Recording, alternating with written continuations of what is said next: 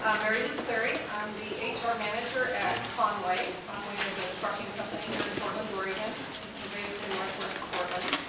And I work on a campus of about 800 people here in Portland, but our company has 30,000 employees, and we're all over the world. We have a logistics company. On our campus, we have about 400 people that are part of our IT department. And then the rest of the Portland area is administrative offices, so it's a professional environment that we work in. We have accountants there, we have auditors, tax, we have our HR departments, and numerous other departments there. We believe that the beginning 90 days is extremely important in our company to help share the vision of what our company is about, and to make employees feel part of the team from the very beginning. So it's a part of our culture. And I happen to be the training manager, the training and development manager on our campus.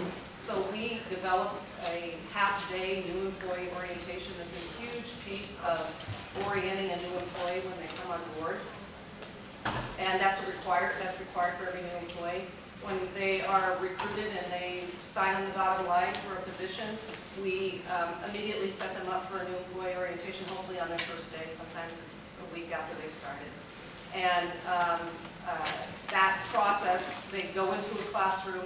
There is a buddy waiting for them when they're done. There's somebody there that's from their department that will take them to their new assigned area that they work in.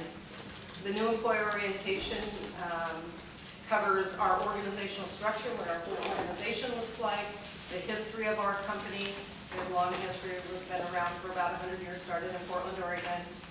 Our culture and values is a huge piece, and it's really important that our employees are a part of that and understand what our values are about. We very strongly believe in the lean organization. We have a lean philosophy of continuous improvement. It's a part of everything we do, so there's a class that's required for new employees to go through. We talk about performance expectations in that new employee orientation. So what is a performance review? When do we have them? We hold people accountable. We hold them to the values and make sure that we treat people with dignity and respect, and are committed in using excellence in everything that they do. And then we talk about the administrative pieces. And as a new employee, you want to know about all the the ins and outs of maneuvering through systems and benefits and all the pieces that are a part of becoming a new employee. After you finish your new employee orientation with us, your manager then takes over and is really a part of the next part of onboarding an employee. And that often includes, if the manager's doing it right, it includes a welcome when they come on board from the whole team. There might be an email that went out and everybody meets right when they come into the workspace, and they might have donuts or something, and really just to get a comfort level and get them feeling like that they're welcome in the environment.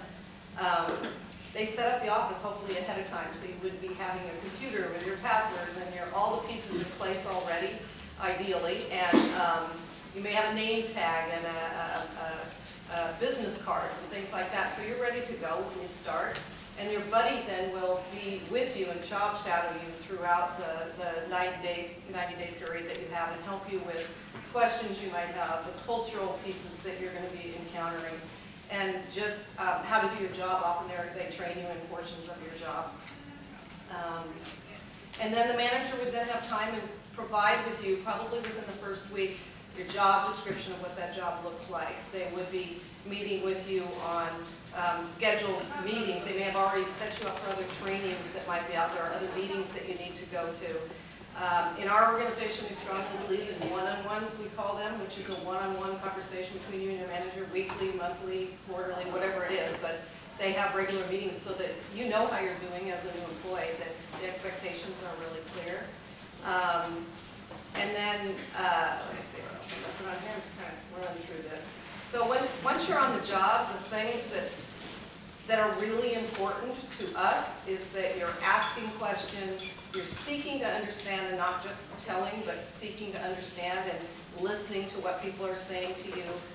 You're building relationships and you're networking people that aren't necessarily in your group, but you're trying to find out. You show your curiosity. That's really important to us. And you take ownership. part of our values is, even if you make a mistake, you say you made a mistake, and that's okay. Most mistakes are okay, but that you show responsibility and take ownership to anything that's going on in your area. That's kind of it in a nutshell. All right. I can't even believe I'm talking to you guys up here because I have no idea how I've stayed employed this long in my career. So hopefully I can give you words of wisdom, and I'm looking forward to your questions. But usually when I'm presenting, I do giveaways, and I see a lot of like swooshes out there, so I wish I brought some things. But I didn't. But I do want to test your knowledge before I just tell you about Adidas, and I will promise this. So I'm going to ask 3 questions, and whoever gets them, if you want to come to the employee store and get 50% off, all you have to do is give me your email or whatever after. You can come up to the store this week. So I'll start with who can name 4 brands that are owned by the Adidas group. Yes. Rockport, TaylorMade, does silver count? I'll give you silver. Okay, I and I can't remember the last one. Reebok. You got it. You got it. All right. First 50% off right there. I mean, it's fine. You already got that. Okay. You can give it away. Okay. All right. Who can tell me what Adidas is named after? I think I saw your hand first. Adidas. Exactly, Adidas, the founder. All right, let's see. Got to make it a little bit harder. Who can tell me what town the world headquarters is in? Düsseldorf, North Germany. Close, but not quite. Herzogenaurach. Wow, and you even pronounce that right. Where are you from? I studied abroad in All right, good. All right, we'll do the 3. Study abroad matters. Yeah, exactly. I'll ask you another question later. So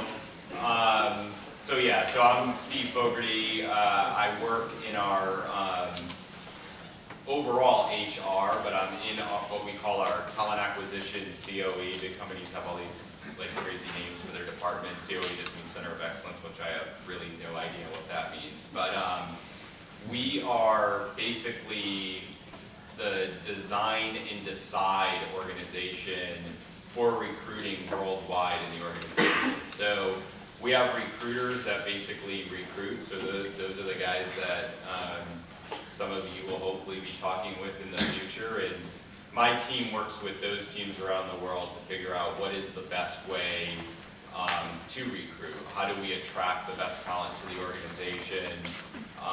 What types of tools and changes in media out there do we look at so we can make sure we're reaching you guys in the right way? How do we go to how do we partner with universities to make sure we're getting the best talent?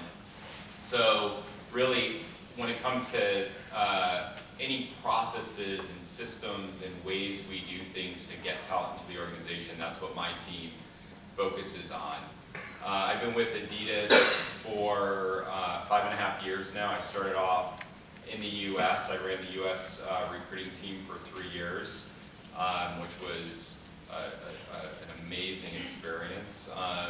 And then I was offered an opportunity to go over to our world headquarters, and you could say it better than I can even, and I've lived there for 2.5 years. Herzogenaurach, Germany, which is a small Bavarian village. So it's pretty crazy going from Portland to a 1,000-year-old cobblestone street village where Adidas started. But went over there for 2.5 years at the World of Sports World Headquarters.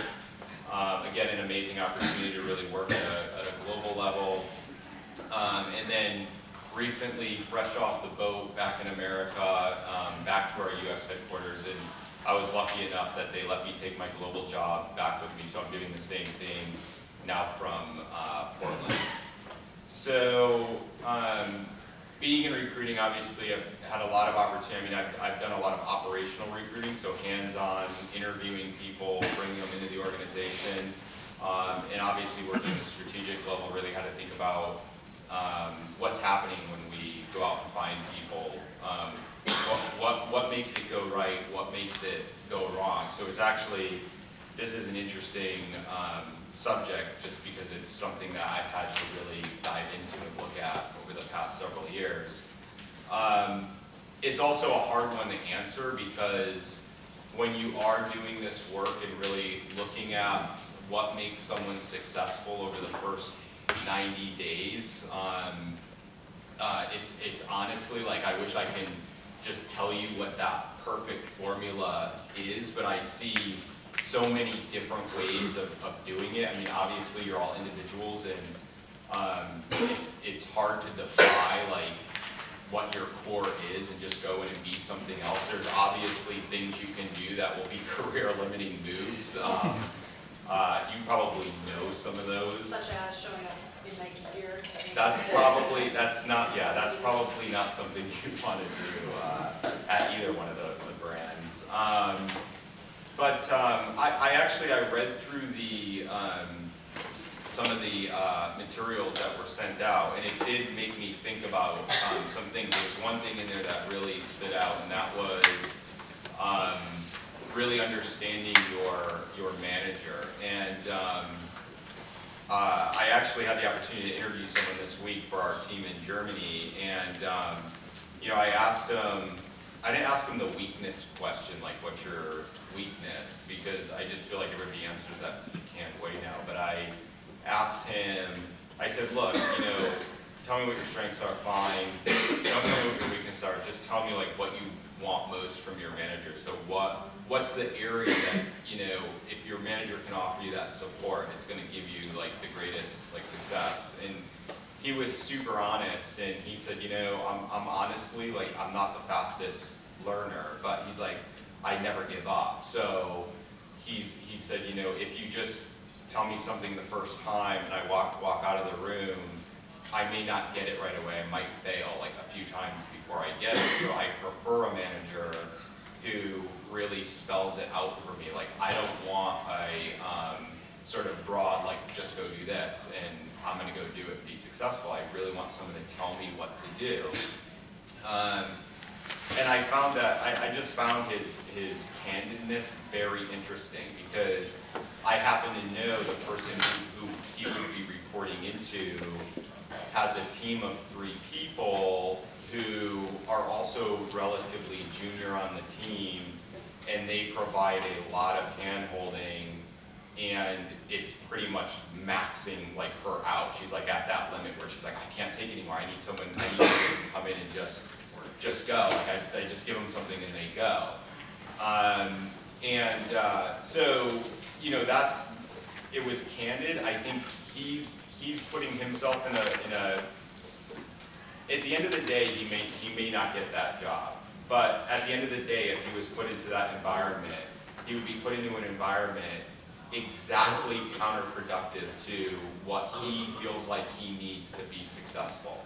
And I think it was it's a hard call, but it's a call that you'll have to make, like when you're starting your career, because when you go into an environment like that, that's your first sort of chance at proving yourself and looking good to that organization. And sometimes those first 90 days or those first 6 months, they count a lot in terms of your perception down the road. So I think I wouldn't ever tell you the advice not to get the job, you know. So it's like you always have to balance that. But I would say, you know, picking what you're going to do very wisely is just so important, like at this stage. And I've worked with, I mean, we probably all have so many people over the years, and even friends of mine who didn't make those choices in the right way, and I see them either changing jobs all the time because they never feel like they started off wrong, but they stay on that track because it's sort of what they learned from the beginning, and they just get caught in that rut, and then they just keep looking for the next thing, like they're going to find it, but they're on a total wrong path, and it's harder. Like they have to course correct much further down the line, and they're sort of restarting at that point. And I think that doesn't just go for the job fit. So going back to that example, it's like there was something in that article. It was understand the manager and sort of how they work and understand how you work. Ask those questions in the interview and have an honest conversation with them so you can come in and start off right and be set up for success. So that's one thing I think is very important. Finding the right job fit in the first place, I don't have to go into detail about that. I think you all know that. I think finding the right culture fit, mega important. I was in Sweden, and it was a big employer brand presentation. Of course, like you got athletes jumping off the screen and music thumping, and I'm throwing out cool gifts all over and running around. And afterwards, there was some cocktail evening, and there was a woman there who was getting pretty drunk, and she was like, I don't get it. I'm not an athlete, and you have all these fit people up there, and but I'm smart. Why would I want to work there? And I'm like, well, why would you want to work here? I probably wouldn't hire you. You don't seem like you're interested in the brand at all. So that's what you want me to do, convince you? And then another guy who actually wasn't fit in any sense. I mean, he looked like someone that sat on his couch for the last 100 years eating potato chips. But he's like, I love sport. I love watching the NFL. And he's like, I totally got what you put up there. I mean, you don't have to be a marathon runner, but he resonated with the brand. He 100% connected with the brand. And our MD was up on stage, our basically the CEO of the US was up on stage. He's from Sweden. When I first started here, and he said, he brings everybody into the gym, and he's like, I feel like we're moving a little bit too far away from our roots. There's too many people we hire that really aren't connected with our brand. And he's like, this brand is about sport. And he's like, if you don't like sport, and you're not into sport, and that's not what you're about, then your life's probably going to become uncomfortable here, because that's what we're about, and that's what we're going to focus on, and everybody here needs to be passionate about it. And at first I was like, whoa, man, he's coming in he's intense. But, and then he said something afterwards. He said, he goes, well, let's put it this way. He goes, if I'm the CEO of Petco, and I hire someone, they come in, they tell me they hate pets, he's like, are you going to keep them there? He's like, no, you're going to fire them. I mean, maybe not extreme. We're not hiring. I tend to speak in extremes. But regardless, you get the point. I mean, it's true. Why would you hire a non-pet lover at Petco? And in fact, if you didn't love sports and you worked at a brand, and I can probably speak for the guys with the swoosh across the river and Reebok and TaylorMade too. Why would you want to work there? You're working around people that live and breathe it every day. You're not going to thrive in that environment. You're not going to be the best in that environment. If you're a techie and you love sitting in front of your computer all day, Google, Facebook. If you love pounding 700 shots of coffee, I do. Go to Starbucks, or Stumptown. Yeah, I mean, find the brand that really fires you up, because when you walk in that door, you're going to outcompete everybody else at the door where that doesn't fire them up. And there's 500 other billion things too you need to be successful. So I'll let you answer those questions later. I'll shut up now. Sorry. Those are great examples. So hi everyone. My name is Colleen. I'm the HR manager at Perkins Co. We are a CPA firm. So I'd be interested in seeing how many accounting students. Raise your hands. In the audience. Number? Love accountants. I've been living and reading accounts for the last 11 years. I was a business major at Puget Sound, which is a school that feels very much like UP. I got my graduate degree here. And business major, and I had no idea what to do for a job after school. And I'm 37, so back when I was looking for a job after college, they were in the paper. So I was like, what do I do? He's like, look in the paper, it sounds good. And I ended up getting a job at a staffing company and basically falling into recruiting and then human resources. So the world's kind of open to you all. Even if you're an accounting major, you may not end up doing exactly that. So I love talking to students because I think there's so many opportunities out there, especially graduating from UP. And more specifically, being a part of this program, I interview students every year at UP for accounting positions, and I have seen a change in you guys because of this program. So he's not paying me to say that, but it's like kind of blowing me away. So knock on wood that you guys have that under your belt. A couple things about working at my firm. Obviously, I've been at Perkins for 10 years, so my examples and the things I would share are specific to my company and what it takes to be successful there. And one of the tricks for going into a company that has a really employee-centric environment, great orientation, we have, it's almost overwhelming, about a week and a half of training. It's like you graduate from school and you go into school almost. For new hires, buddy program, mentor program, first day of lunch, HR check-ins, all of that coming at you.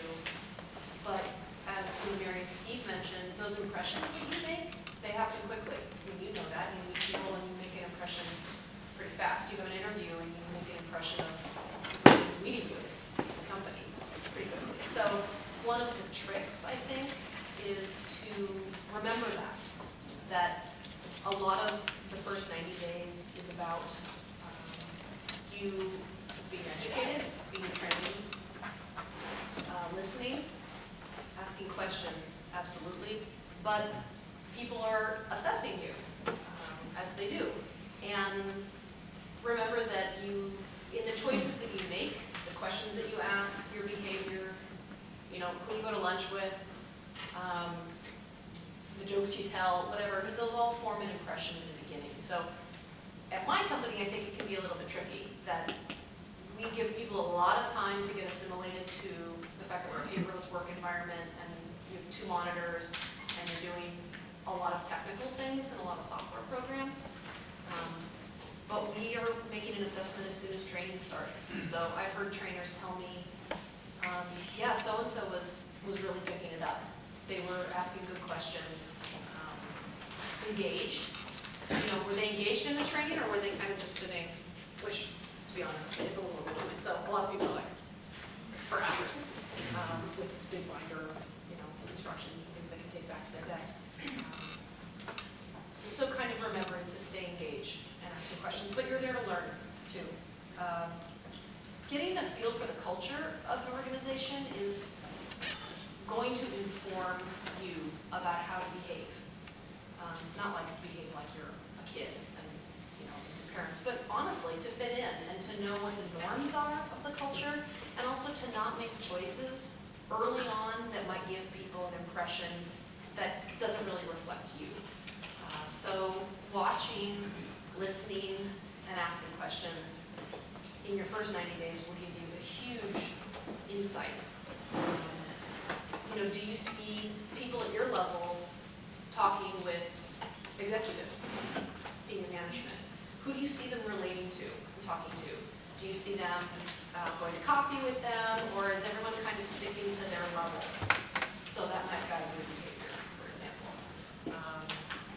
Do you see people commingling, or do you see a lot of cliques forming, or the same people just talking to the same people, maybe even at your level?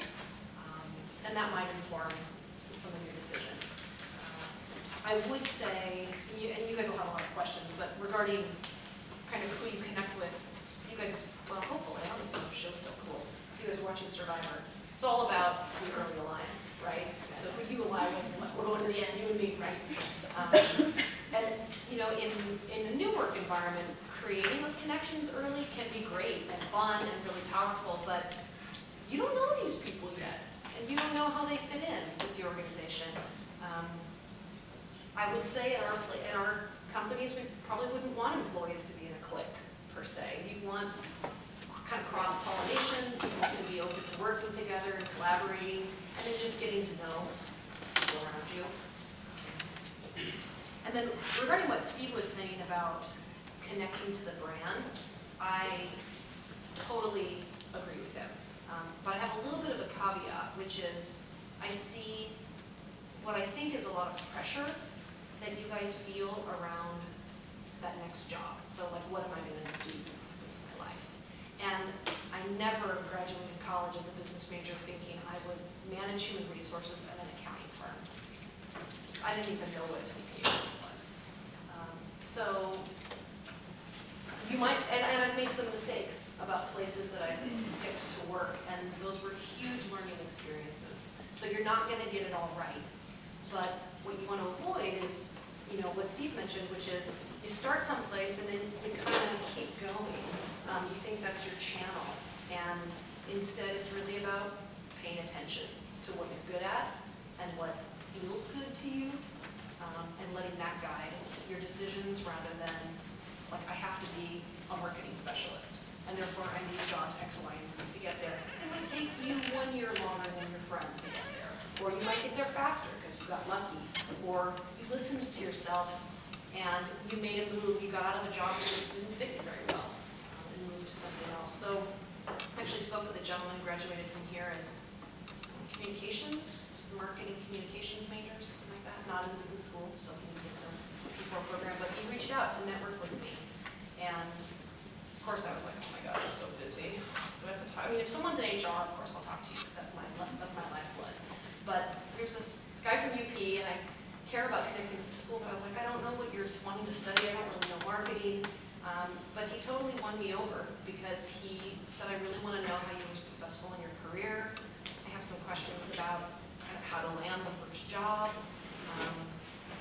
And I mentioned to him again, I said, the first job you get isn't going to be the make or break that makes you the marketing manager, the HR manager, or the employer branding person.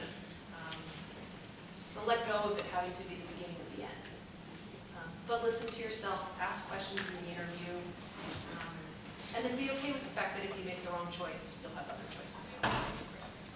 So that was all I have for now. I'd love to hear what you guys have to ask. Yeah, so now, questions that you have about, you know, projects, managers, you know, what are some things to consider during that first 90 days?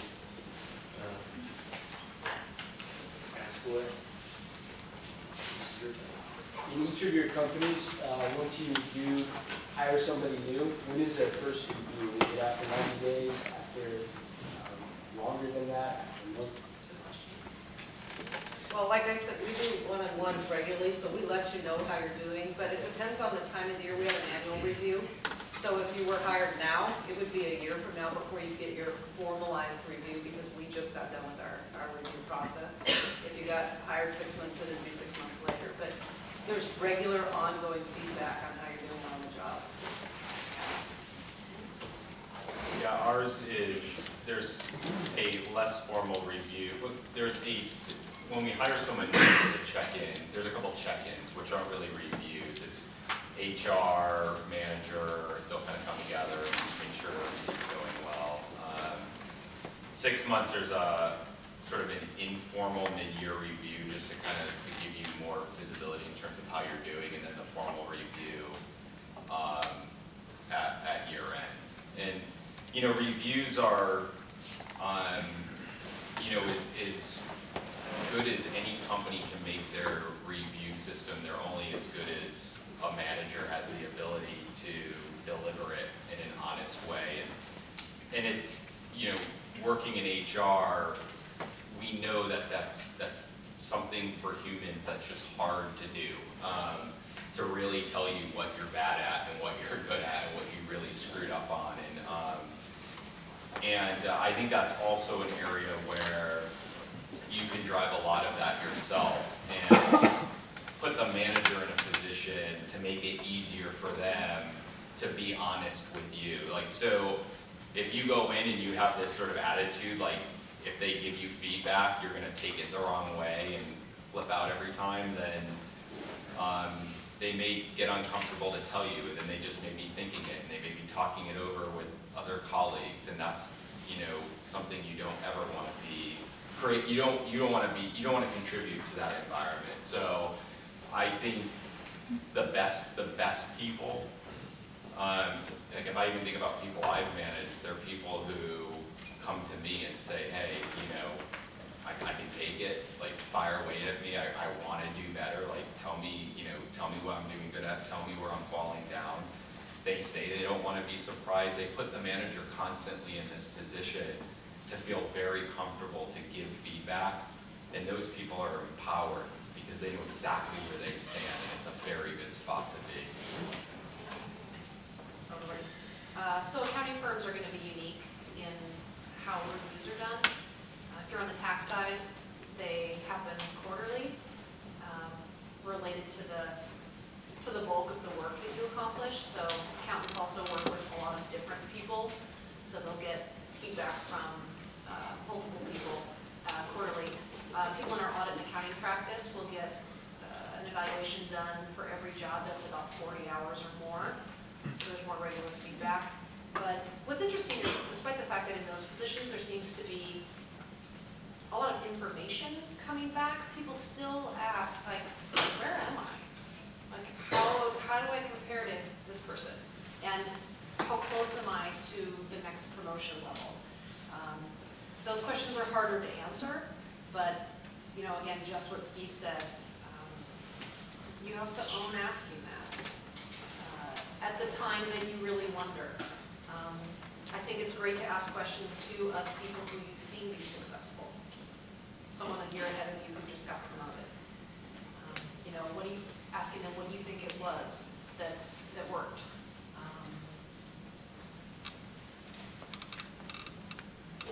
I don't know why people don't ask for feedback more, because when you open the door, you bring it to the manager, they're so relieved. Another option of doing that, besides just asking the question, is saying, can we talk about that project I just did? And you starting with, so this was kind of hard for me. How do you think I did with it? Or I thought I did pretty well on organizing it. And doing, you know, you start the conversation with sort of a self-assessment, and that sort of opens the door. Chances are you might have a pretty good idea of how you did. They may think you did better than you did. And then even if the conversation is like, no, you went really well, they may give you additional suggestions for taking it to the next level. Or here's a routine task that I do all the time. Am I doing a good job with that? Because a lot of times people will say, oh, you know, so-and-so picked up doing that report, and it doesn't happen as often as we like it to, but we'll tolerate it. I mean, people have tolerance levels, and they may be tolerating something that you could change, but that isn't bad enough to really say something. So I really encourage you to start early in your career asking those questions and starting those conversations. You'll probably get everything that you would want to hear from people. And then asking questions of people who've been successful around you.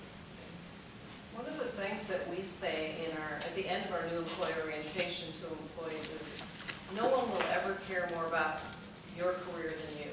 So make sure that when you're doing a performance review that you're an interactive part of that process, and that you are communicating with your supervisor as much as they are communicating with you. Don't let it be a one-way conversation, and let them know what's working and what's not. It's okay to do that, and some things they can't change, and other things they can tweak to make it better, because people learn and produce in different ways, and there might be better ways to do that. But take control of your career as you go forward, and don't let someone tell you a path to go if it doesn't make sense for you.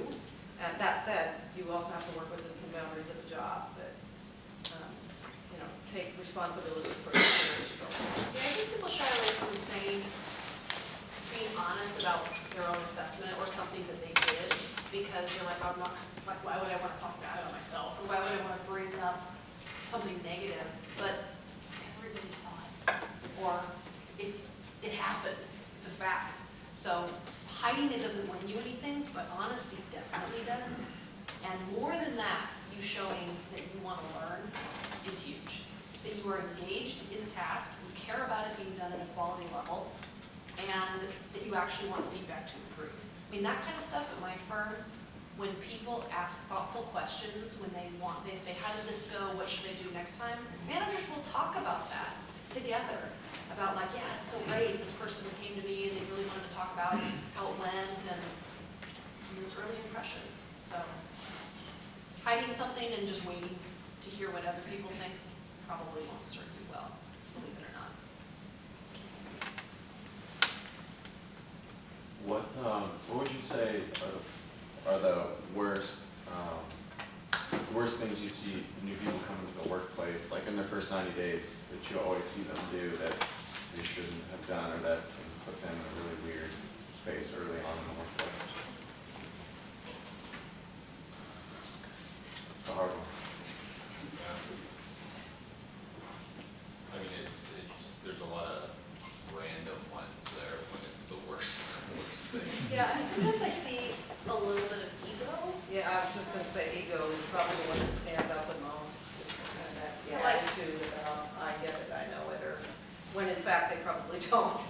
Right, I mean, having confidence in your ability is one thing, and thinking that you're kind of top dog is, and the hard thing is I suspect that the people who act that way don't actually know that they're acting that way. But I would say that's probably one of the things that's off-putting to managers and peers. I would definitely agree. Ego doesn't fly. It's not really a Portland thing either, to be honest. No, ego doesn't fly in our company. And I would say, also just, I guess it goes hand in hand with ego, but it's sort of like it's sort of like real life. It's like the things you do in real life that annoy people. Like it's almost like the same, like show-offs, and people see it. It's like, let's CC like the whole company that we did this task perfectly. Like I'm gonna CC like the president, CEO, because I like send off the perfect mail, and I want all my peers to see it. I'm exaggerating a bit, but you got people out there that always want to like overly show off their work, and people see through it. I mean, I think it's the same rules that apply in life, like the humility you have, like the listening, the true empathy for like what's going on, like with people in the organization, the attention to quality of work. I think you could be a fighter. It's like when you go into a company, you're always going to find things that you just don't like. You're going, this is ridiculous. This shouldn't work this way. And you can fight, but you got to know. I think it goes back to the norms piece and paying attention, like looking at what's going on in the organization, and know how hard you can fight. Like know how much like the people around you have your back. Know when you can sort of go into that battle, because I've seen that. Or ask even. Or ask, like find out. And I've seen like I remember in a friend of mine knew an intern, and I actually met him later on. A guy that works for Puma. I used to run 10Ks with him in Germany, and he won every single one of them. I ran with him as he passed me like 14 times, like lap me. But I'm always like, wow, this guy's like an amazing runner. Now he's wearing Puma, but he loved Adidas. But he didn't like he worked in product development or something. He was an intern, and something wasn't right about a shoe. And he like sent out this like really like nasty mail to like literally half the company, like half the people in running, like very senior people, and it was just bashing like this is broken and kind of calling people out. And he was talked to, they're like, dude, you just started, like you're an intern, you might want to like chill out a little bit. And then like a few weeks later, he did it again. He was gone, And no, I don't. It's like it's a sad story because I'm like, here's a guy, he cared about it. His heart was in the right place. I'm like, it sucks that he works for the competitor now because he's an amazing athlete. But he just, in Germany, the culture's a bit more. It's a bit more just different. It's like in America, it's like a fighting culture, and there it's different rules, you know. And he just wasn't picking up on those, and he just went in for the battle, and it killed him in the end. So it's okay to go in and try to change things and fight for what you believe in. I'm a fighter. Sometimes, like, I talk to my dad, like, I have no idea how you keep your job. You know, and I'll call him, like, Dad, I hate this. I'm going in for the fight. He's like, I wouldn't do that. I'm like, I got to do it. I don't care. I'll go to Starbucks if I need to. I'm going in for the fight on this one. And somehow I've survived. But I've had a lot of close calls, too, you know, where people are like, you need to, like, back off this one. So you got to know those limits. I would just say one last thing is just be careful about making jokes. And, because some people are like really funny and witty, and again, you don't want to create an impression when people don't know you yet, and you don't want to step on something that's actually not funny to that company. We have a gentleman who we hired from Reed. He's in our tax processing group, and he's a great writer, he's clever, and he just sent out an email, and he basically sends an email every day to a group of people that opted that says the mail's been distributed, which is kind of a big deal in the accounting firm because we've got tons of client data coming in, we've got stuff from the IRS, things like that. And it got forwarded to me, of course, in HR, because now he's busted, and it said, like, his title was Succeeder. He changed his signature and wrote it, and it was like Phil and Company instead of Perkins and Company. And the website was like philandcompany.com and all this kind of stuff, and it's like clever, but perhaps a bit too much. Like, now that you have succeeded the company, you run the company, you are the company. You know, so it was, I mean, it's really hard. Those are kind of delicate jokes, and so just be prepared that you might have somebody push it up against you to say, right? I mean, but he's been here for 6 months, he's got a lot of friends, you know, partners socialize with staff.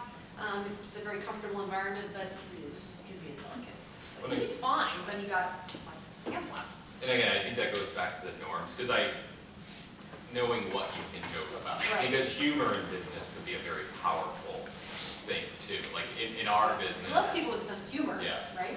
So it's, yeah, just knowing what, like when you mess with brands, when you joke about brands, it gets, because brands are really things, you know, people are so attached to them and so attached to the brand identity. And, you know, it's like you wouldn't want to joke around walking in with a Coke can into a Pepsi headquarters, you know, Right. obviously, you know, or. Like that might actually not be funny, actually. Well, no, you would Right. get fired. Really, but, Yeah. yeah. So know what you can joke about. I was going to tag on to something that Steve had said.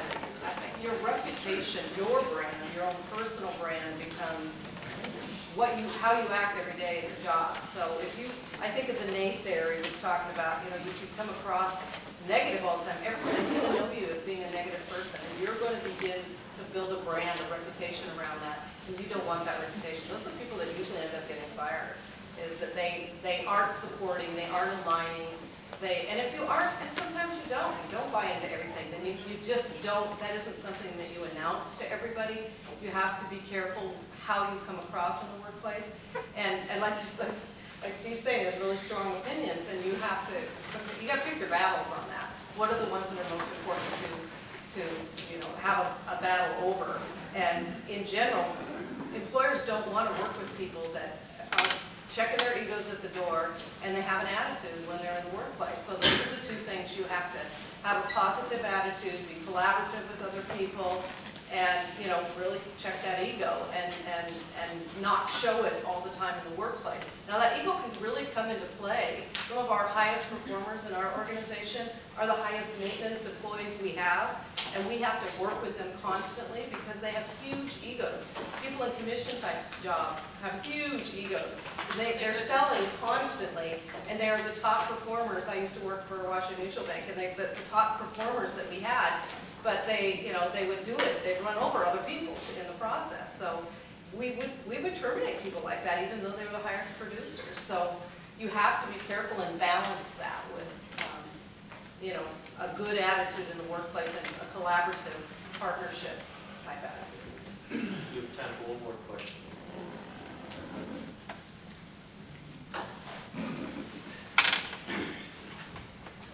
When you first 90 days, what's more important, showing what you know or showing a willingness to learn? B. Yeah, I'd agree with that. I mean, at your level, Yeah, at your level. I would say. If you're coming in at an experience level, it's going to be more of a mix, probably, because you do know things. But like I always tell students when I see their resumes, and they filled it up with like school projects. I mean, I never read that, because I'm like, you got a degree in X from UP, end of story. And I probably want to see your GPA. But that has a whole story to me. It's going to include research projects, it's going to include team projects, individual papers, a whole myriad of classes, but I'm just kind of hiring you because I know you've got that. I mean, I know you've got that degree. And your work experience is going to be detailed, but in the end, I've kind of taken you and said, we're ready to mold you and grow you.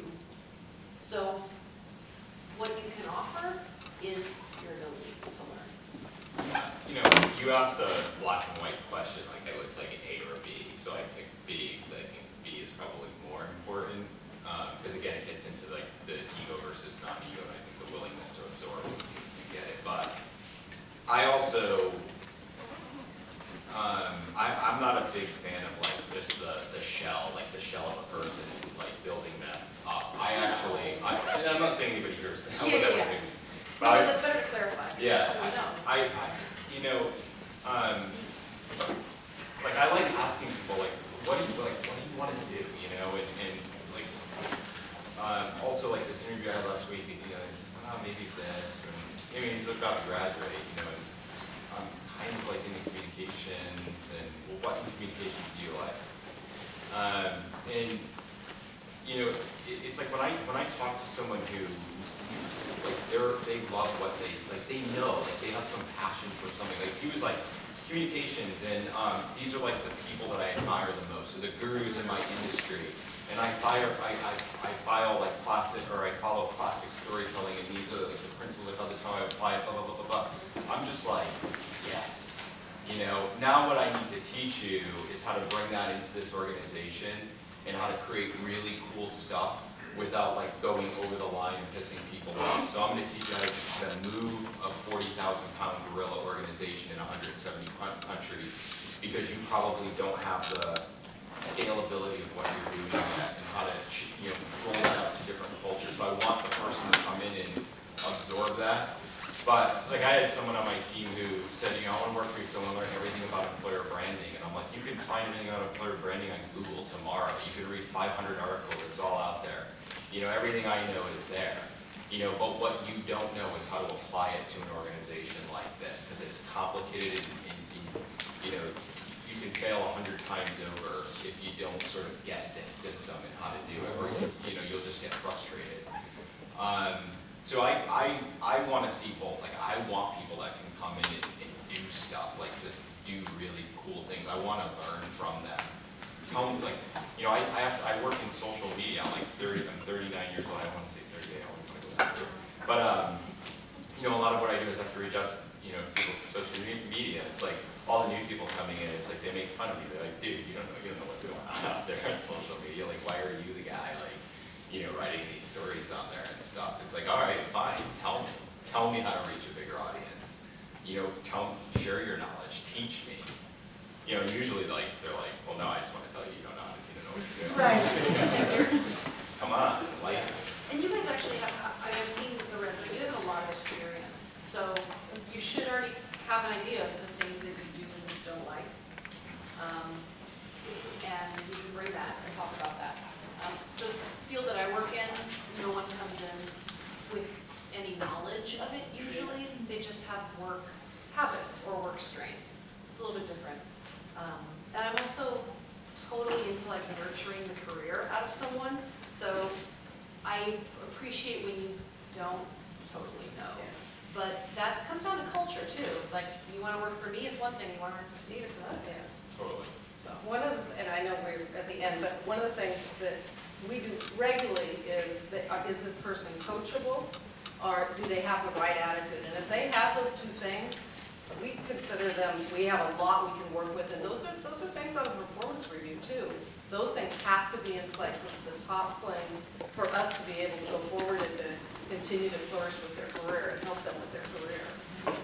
Now, at lots, I mean, a lot of jobs, we're not going to let you walk in the door unless you have the experience. But where you're at, a lot of you are going to be walking in at an entry level in your role, and you've had the education but haven't had the experience. So that attitude is really important, and to be coachable, that you're listening to what's being said, and that you're showing curiosity and you have a lot of passion, as Steve was saying. Those are the things that we're looking for. If you have those in place, you can have a long career with us and learn through that job, through our organization. One thing about coachable, and I think it's a really good one, and I wouldn't underestimate it. Like, don't treat it just like a word.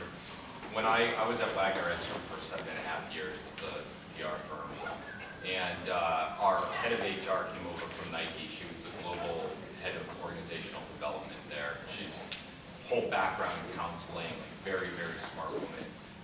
And I was having a pretty big challenge with someone on the team at the time, and I was asking her advice, and she basically, this person just kept messing up. And she's like, "Are they coachable?" And I'm like, "Well, what do you mean?"